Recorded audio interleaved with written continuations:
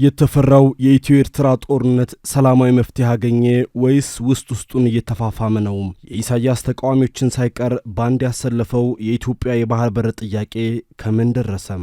አሰብን ከመያዝ ኤርትራን እስከ መጠቅለል ወይም የኢሳያስን መንግስት አስወግዶ በአዲስ ተደራራሪ ኃይል መተካት። የኢትዮጵያና ኤርትራ ሰሞንኛ ጉዳይ ከተለመደው ጠንካራ ቃላት ውርወራ እፎይታ ማግኘቱ ጦርነቱ በተጀመረ ለሚሉት መርዶ፣ ለሰላም ፈላጊዎች ደግሞ መጠነኛ ተስፋን ያጫረ ሆኗል። በእርግጥ ዛሬ ላይ ሆነን ውይ ተመስገን ጦርነቱ ቀረልን ብለን እልልታውን ለማቅለጥ አልታደልንም። ምክንያቱም ውስጡን የሚብላላው የፍጅት አረር የትኛውን ጎጆ ጣሪያ አልባ እንደሚያደርግ መገመት አንችልም። በኢትዮጵያ መንግስት ባለስልጣናትና በሻዕቢያ ኃይል መሪዎች መካከል ላለፉት በርካታ ወራት በቀጥታ ሲተላለፉ የነበሩ መካሰሶችና ውረፋዎች በረድ ያሉ ቢመስሉም የውጭ ጉዳይ ሚኒስትሩ ዶክተር ጌዲዮን ጢሞቴዎስ ከሳምንት በፊት ባደረጉት ንግግር የባህር በር ጉዳይ ባይኖር እንኳን ኤርትራ በኢትዮጵያ ውስጥ ጉዳይ ጣልቃ መግባቷን ካልተወች የኢትዮጵያ መንግስት እጁን አጣጥፎ አይቀመጥም ብለው ሲያስጠነቅቁ ሰምተናቸዋል። በእርግጥ በዚሁ ንግግር ውስጥ ከጦርነት በፊት ሰላማዊ ድርድር አማራጭ አለ የሚለው ጥቆማ ከሚኒስትሩ አንደበት ወጥቶ ነበር። ሁለቱን ሀገራት በሚያዋስኑ አካባቢዎች ግዙፍ የሆኑ ወታደራዊ እንቅስቃሴዎች ስለመኖራቸውም እስካሁን ይፋ የወጡ መረጃዎች ወይም ማረጋገጫዎችን ማግኘት ባንችልም በኢትዮጵያ ብሔራዊ ቴሌቪዥን ኢቲቪም ሆነ በኤርትራ ቴሌቪዥን ጣቢያዎች የሚተላለፉ ወታደራዊ ሰልፎችና ምረቃን የሚያሳዩ ምስሎች ግን መልእክታቸው ብዙ ነው። በቅርቡ የኢትዮጵያ መከላከያ ኃይል ሰው ኃይል ኃላፊ የሆኑት ሌተናል ጀነራል ሀጫሉ ሸለመ ጦሩ በአስተማማኝ ቁመና ላይ እንደሚገኝ ሲናገሩም በ10 ሺዎች የሚቆጠሩ ወጣቶች እየተቀላቀሉ መሆኑና ይህም ለጠላት መልእክት መሆኑን ተናግረዋል። ከጥቂት ወራት በፊት 37ኛ ዙር ወታደሮችን አስመረኩኝ ከምትለው ኤርትራ በኩል እስካሁን ድረስ ምንም አይነት ወታደራዊ ትርኢት ወይም ምላሽ አልሰማንም። ይሁን እንጂ በኤርትራ አሁንም በሺዎች የሚቆጠሩ ወጣቶች ወንዶችና ሴቶች የሚሰለጥኑበት የብሔራዊ ወታደራዊ አገልግሎት እንደቀጠለ ነው። ከ20 ቀናት በፊት ገደማ የኤርትራ መንግስት ተቃዋሚ የሆነው አሰና ቲቪ የኤርትራ መንግስት በሰራዊቱ ላይ እንቅስቃሴ ገደብ በመጣል ባሉበት ምድብ እንዲቆዩ መታዘዛቸውን ሲዘግብ የኤርትራ ምንጮች ለሀገሪቱ መከላከያ ኃይል አባላት በምድባቸው ውስጥ እንዲቆዩ ጥብቅ መመሪያ መተላለፉን ነግረውናል ብሏል። የኢሳያስ መንግስትን ተቃዋሚዎች ሳይቀር ባንድ አሰልፎ አብዝተው ለሚጠሉት ኢሳያስና ሻዕቢያም እንዲራሩ ያደረጋቸው ዋና ጉዳይ ግን ኢትዮጵያ አሰብን ልትጠቀልል ትችላለች የሚለው እንደሆነ ብዙዎችን ያስማማል። ውድ የኢትዮ ስካይ ሚዲያ አድማጭ ተመልካቾች ከጦርነት ቀስቀሳው ጎን ለጎን ህግን መነሻ ያደረገው የኢትዮጵያ የባህር በር ጥያቄ እውን መፍትሄ ያገኛል የሚለውን ሐሳብ ከኤርትራ ሁኔታ ጋር አዛምደን እንቃኘዋለን። አብራችሁን ስትቆዩ ሚዲያችንን ሰብስክራይብ ማድረጋችሁን እንዳትረሱ። መልካም ቆይታም።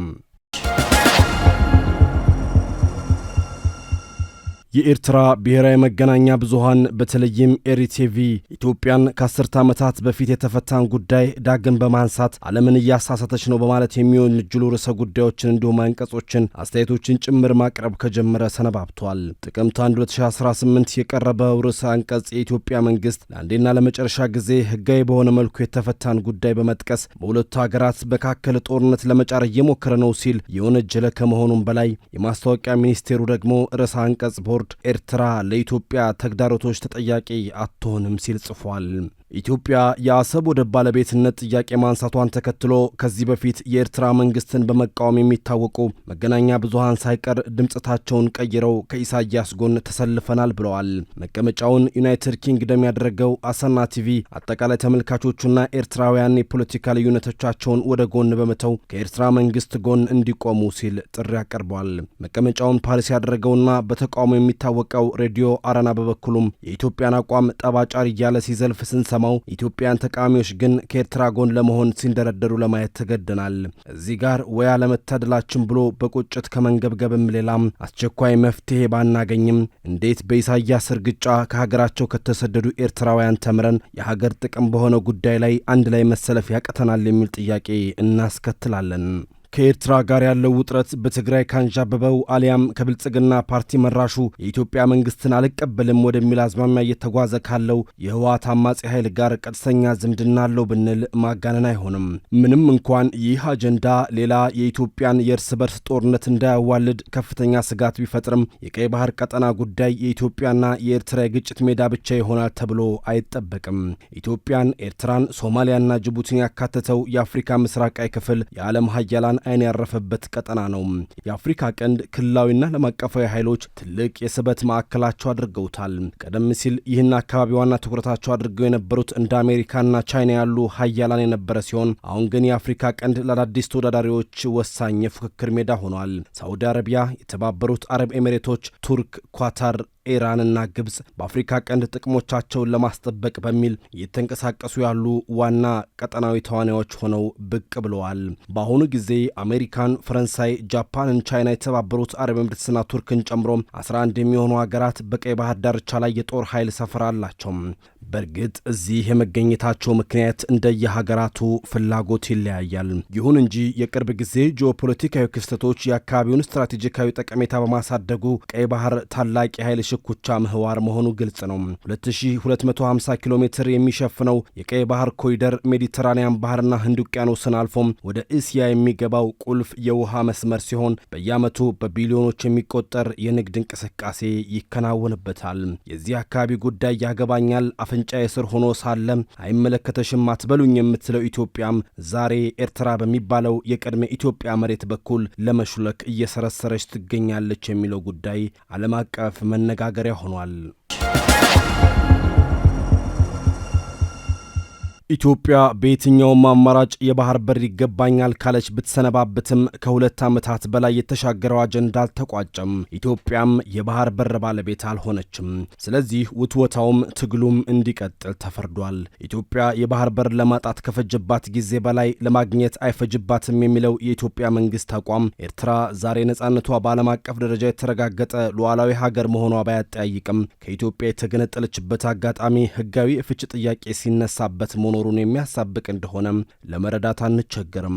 የኤርትራ መገንጠል ኢትዮጵያን የባህር በር አልባ ሀገር ለምን አድርጎ እንዳስቀረም ብዙ የታሪክና የህግ ክርክር ሲነሳበት ከመደመጡም በላይ ከኤርትራ መገንጠል በኋላ የተፈጠረው የድንበር ጦርነት አጋጣሚም ሆነ ዓለም አቀፍ የግልግል ዳኝነቱም የኢትዮጵያን የባህር በር አጀንዳ ለምን ዘለለው የሚል ሙግትም ይቀርባል።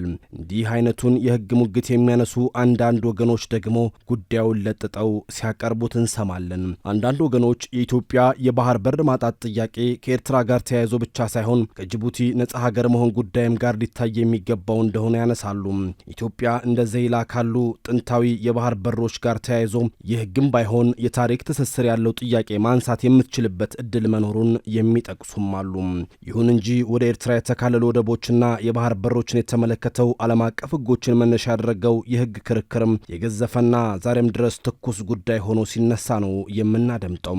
በዚህ ጉዳይ ላይ ማብራሪያ የሚሰጡ የቀጠናው ተንታኞች ኤርትራ ስትገነጠል በወቅቱ በኢትዮጵያ ፓርላማ አልነበረም፣ በኢትዮጵያም ህጋዊ መንግስት አልተመሰረተም ሲሉ ከሳምንታት በፊት ጠቅላይ ሚኒስትር አብይ ያሉትን ቃል የሚደግፉ ሲሆን በወቅቱ የነበረው የሽግግር መንግስት ማለት እኮም ህጋዊ መንግስትን በቦታው ሲተካ የአንድን ሀገር ጥቅምና ሰላም እንደነበረው አስጠብቆ የሚያስረክብ እንጂ ከባድ የሀገር ጉዳይን የሚወስን አይደለም ሲሉ ይሞግታሉ።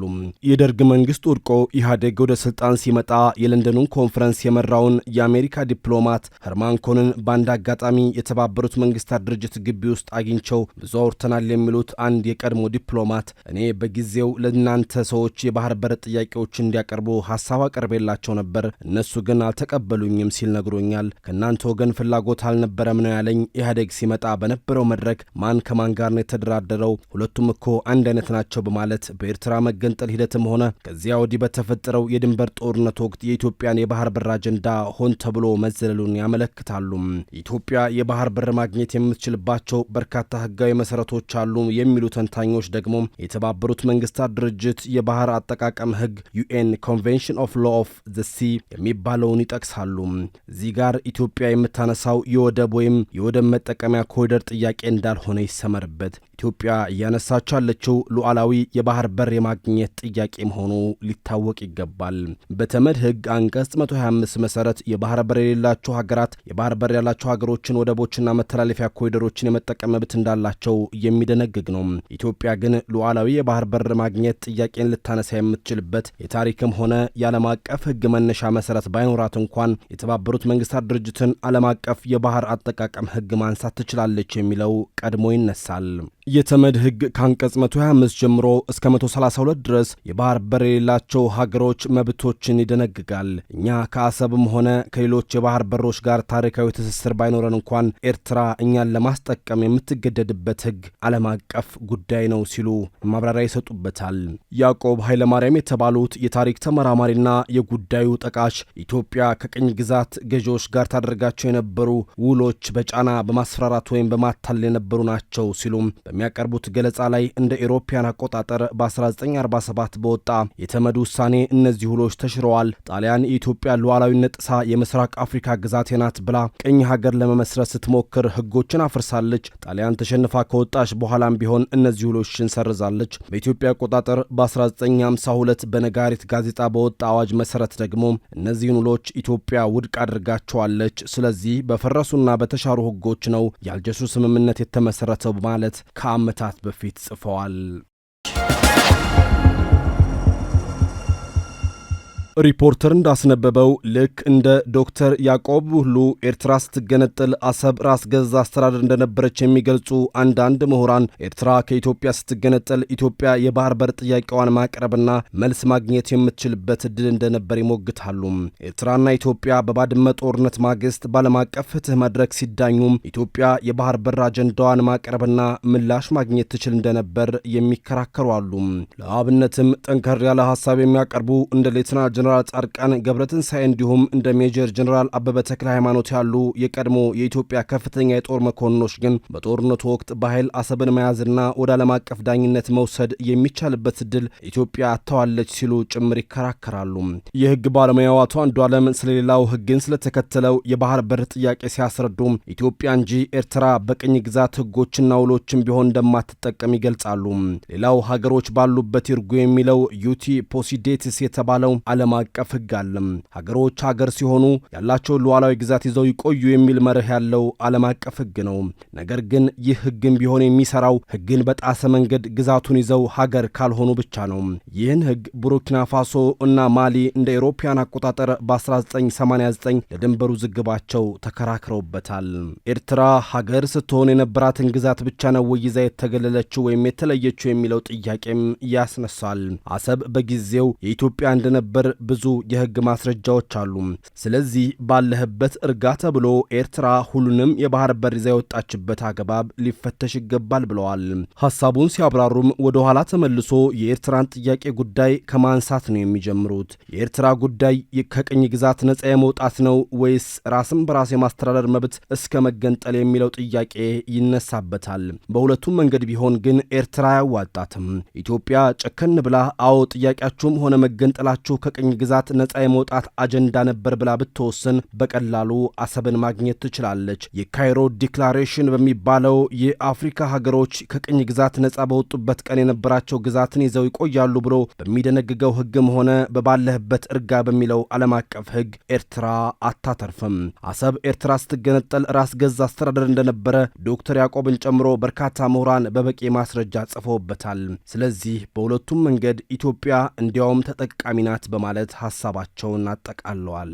የኢትዮጵያና ኤርትራ ውጥረት ጉዳይ እንዲሁ በቀላሉ በዚህ መርሃ ግብር አይቋጭምና የአሁኑን እዚህ ላይ አብቅተን በቀጣይ ተከታታይ ዝግጅቶች ሐሳቦችን እናስተጋባለን። በያላችሁበት ደህና ሁኑም።